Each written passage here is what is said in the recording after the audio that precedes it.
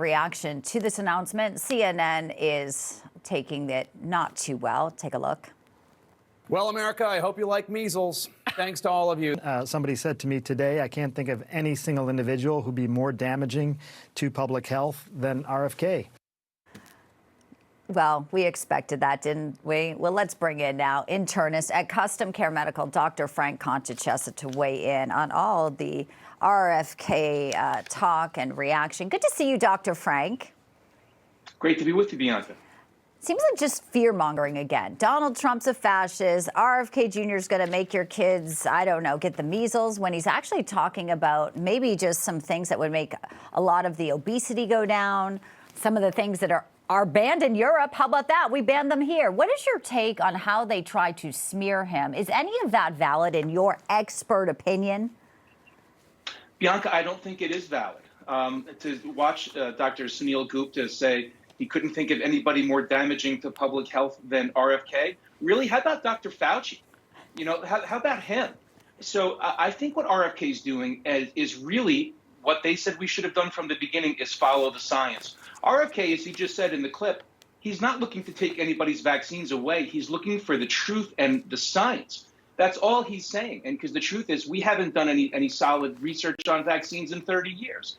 I'm very excited about getting the additives out of our foods. I'm very excited about getting corrupt money out of the FDA and the CDC.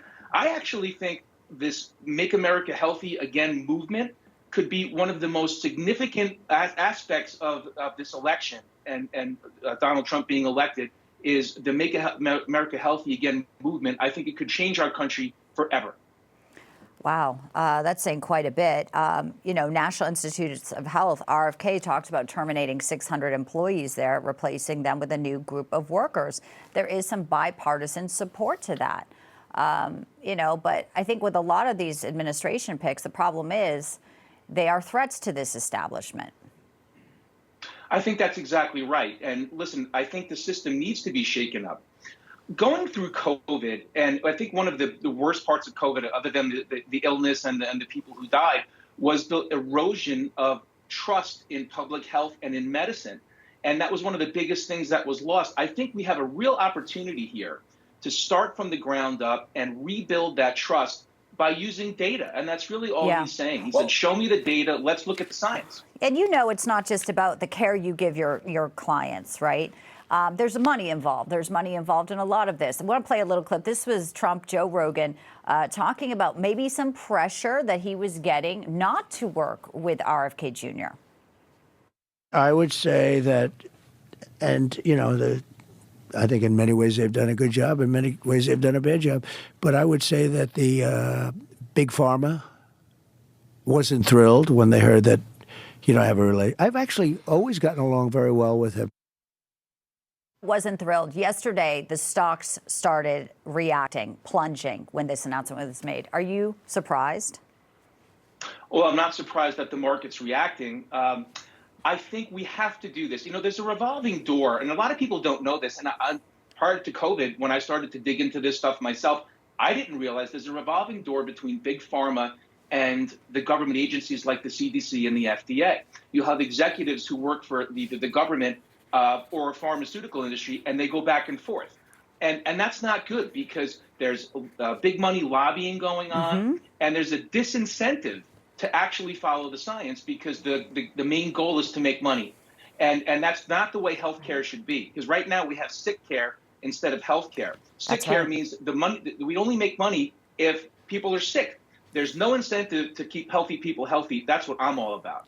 That's right. In fact, statistics show in Europe, they spend 6% less on healthcare. People live 5 years longer. I know there are obviously differences in, you know, the way they sort of approach the way they food, the way they move, but also speak to the fact that I'm so, you know, interested in how the left just has a meltdown. When they were okay with having a biological man who's transgender lead Health and Human Services, Rachel Levine, pushing puberty blockers, which we know cause brain swelling per reports and studies done here by established CDC, brain swelling in young women. This is okay. But Robert F. Kennedy Jr., who's just going to maybe do some revamping, maybe just have some questions, maybe open up some freedom for people, is the worst thing ever? Jake Tapper's fear-mongering like that? I think it is fear-mongering. You know, they've really tried to marginalize RFK Jr.